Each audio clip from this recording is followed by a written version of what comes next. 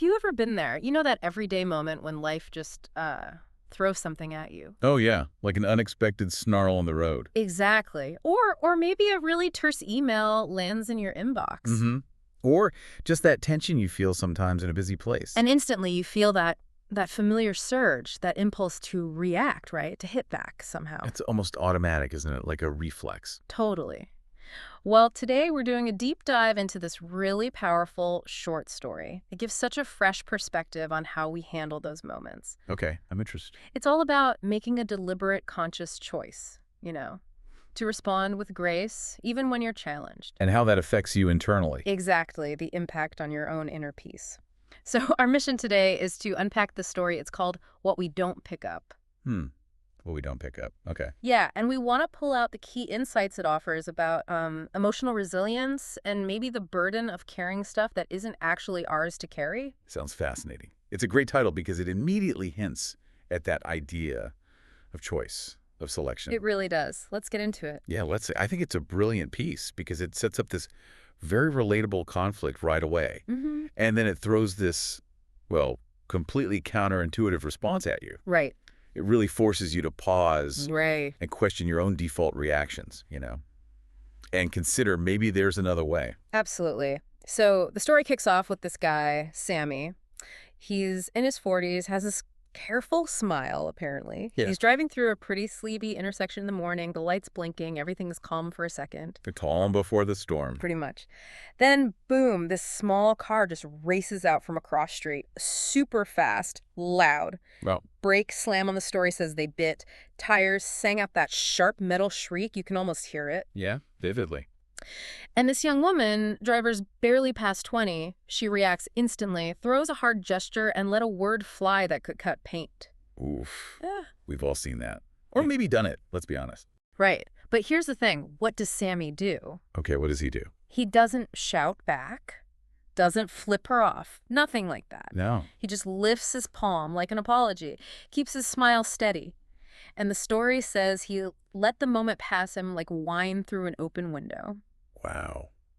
Just lets it go. Lets it go. And that's really the crux of it, isn't it? That calm response is so unexpected. Totally. Especially when you think about the pressure, maybe the social expectation to defend yourself or, win the argument. Definitely. So later, he's with his friends at a cafe, and they just can't believe it. They're like, why didn't you shout back? Yeah, why not teach her a lesson? You just let it go. Yeah. Exactly.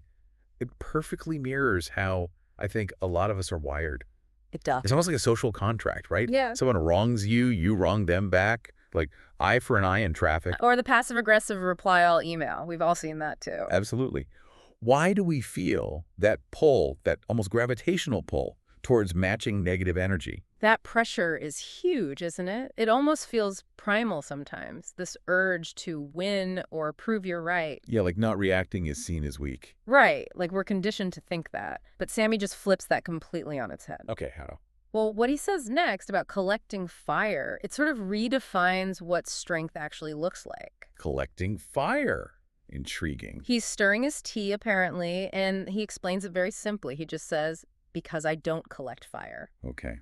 Simple but deep. And then he adds, what we pick up, we carry, and some loads aren't worth the distance. Oh, that hits hard. Doesn't it? That line just forces you to confront this powerful truth.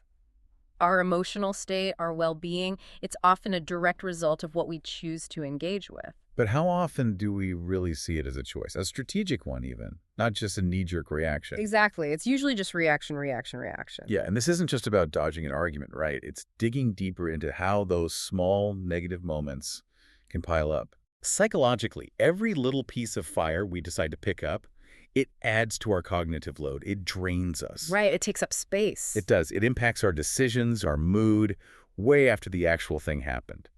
Sami's insight is that this burden is basically optional. Optional. I like that. It's a proactive stance on, like, your mental real estate.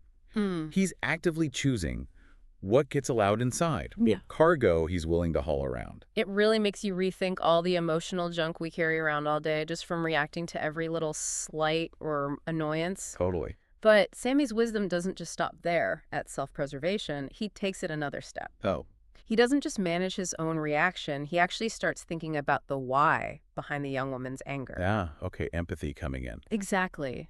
He wonders maybe she threw a word that wasn't really made for her mouth, like a gesture she learned before she understood its weight. Like learned aggression almost. Yeah, and he adds, maybe nobody ever told her those things are tools that break the hands that use them. That's quite profound. Thinking about the source of it, not just the impact. And he keeps going. He considers her situation. Maybe she had a hard Don't morning. be anything, right? Maybe she got a bad grade or a bad message and had nowhere safe to put that heat. Yeah, nowhere to vent it safely. You can't curse at a teacher without a price, so she threw it at the first stranger who looks soft enough to catch it. Wow, soft enough to catch it. Yeah. That's insightful. Isn't it? And this is where, for me at least, the perspective really shifts. You go from feeling personally attacked Yeah, like, why me? to considering that maybe this other person is just dealing with their own stuff, their own pain or stress. It reframes the whole interaction. Absolutely. What Sammy's doing there, it's like he's stepping outside his own emotional bubble. It's a huge act of empathy. It really is. And it's not about excusing bad behavior, is it? It's more about reframing our personal connection to it. Right, detaching it from yourself. Exactly. When we understand, or even just consider, the potential roots of someone else's negativity, stress, fear, whatever it is, we depersonalize the attack. Makes sense. We start to see it's likely an expression of their internal state, which probably has zero to do with us, really. Yeah. And that insight, it acts like a mental shield. It lets you detach from the anger before it hooks into you. Yeah. It stops it from becoming your fire. And the personal cost of not doing that, of picking up that fire, Sammy describes it so vividly. How so? He talks about what would have happened if he had thrown it back at her. He says, but then it would live in me. Oof. It would Oh. live in my chest while I'm working, in my shoulders while I carry the groceries, in my sleep like a stone under the pillow. A stone under the pillow. That image is powerful. It really gets across that constant grinding weight. It really does, and his statement is just so clear. I don't want to carry what isn't mine. Simple. Direct. It's not just about avoiding a fight. It feels like a powerful act of self-preservation. But, how hard is it to actually live like that? That's the million-dollar question, isn't it? And how do we even start to shed the emotional baggage we've already collected over the years? From all the fire we did pick up. Well, it's interesting you mentioned the physical aspect, the stone under the pillow, Oh. because research actually backs this up. Oh, yeah.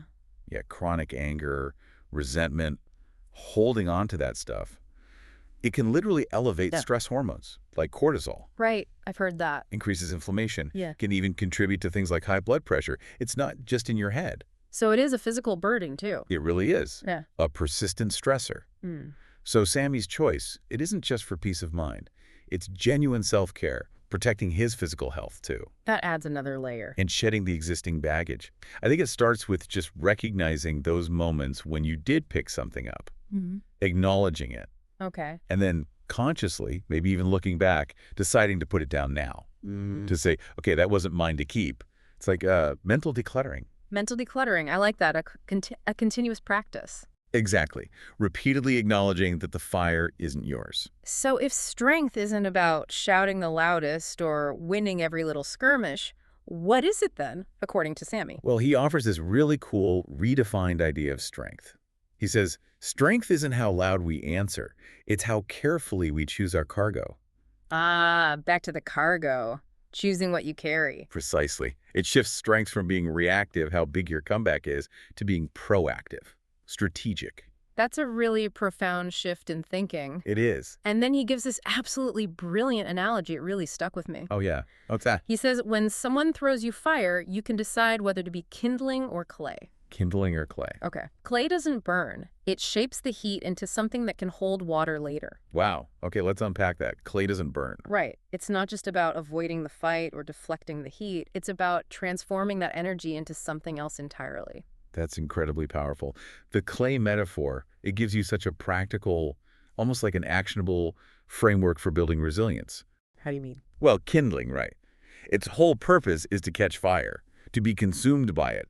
It escalates things. Yeah, it feeds the fire. Exactly. But clay, it absorbs the heat differently. Not to be destroyed, but to be shaped by it. Shaped by it into something useful later. Like he says, hold water. Right. It suggests you can actually take that negative energy, process it, and maybe transform it into something constructive Or at least something that doesn't harm you. So adapting, not just reacting. Yes. Hmm. And maybe eventually using that energy for something positive, like, I don't know, deeper understanding or even forgiveness down the line, holding water. It's such a powerful way to reframe conflict. But naturally, one of Sammy's friends is still trying to get it Yeah, it takes a minute to absorb. and asks the obvious question, what if she does it again? Because let's face it, these things aren't usually one-offs, are they? No, life keeps throwing stuff at you. And Sammy's response really emphasizes that this isn't a quick fix. It requires ongoing effort. What does he say? He says, then I'll practice again. Ah, practice. A strong mind is a muscle. You lift the small things so you're ready for the heavy ones. The muscle analogy. Perfect. It really highlights that emotional regulation, this kind of resilience. It isn't something you just achieve once and you're done. No magic bullet. No, it's an ongoing practice, like exercising, a skill you have to keep honing. You're building that mental muscle over time. That brings up a really important point. Mm. How do we actually build that muscle? Right. What's the workout plan? Sammy's analogy nails it. You don't go to the gym once and expect to be strong forever, right? Yeah. Emotional resilience is the same. It's built through consistent, conscious effort, day after day. Those small choices. Exactly. Making those small choices repeatedly, not picking up the fire, choosing to be clay instead of kindling, Letting things pass, reframing. choosing empathy over immediate anger. Each time you do that, even with small stuff, you're doing a rep, basically. You're strengthening that mental muscle. So you're better prepared when the really heavy loads, the big challenges, come your way. Precisely. It's about building a habit of intentional response, rather than just letting automatic reactions run the show. So, wrapping this up, what does this deep dive into Sammy's story really leave us with? What's the core message? For me, it beautifully illustrates how the mind actually gets stronger. Yeah. Like Sammy implies, not by winning every fight, but by refusing the ones that would turn you into someone you don't want to be. That's powerful. Refusing the fights that change you for the worse. Yeah, it brings us right back to that central, really empowering idea. What we don't pick up, we don't have to carry. It sounds so simple, but it's huge. It is. It's about making that deliberate choice over and over to keep your heart, unscorched. Protecting your inner landscape, like you said earlier, shielding it from the fires other people might be throwing, often without even thinking about it. Exactly. Because often it's not even about you. Right. So as you, our listener, go about your day after hearing this, maybe we can leave you with a provocative thought to chew on. What small fire, maybe an annoying comment, a little frustration, what small fire can you consciously choose not to pick up today? Just one small one. Just one. And by making that choice, how might you be strengthening your own mind doing that little bit of muscle training? Preparing yourself maybe for the heavier loads that life inevitably brings tomorrow. Exactly. Something to think about.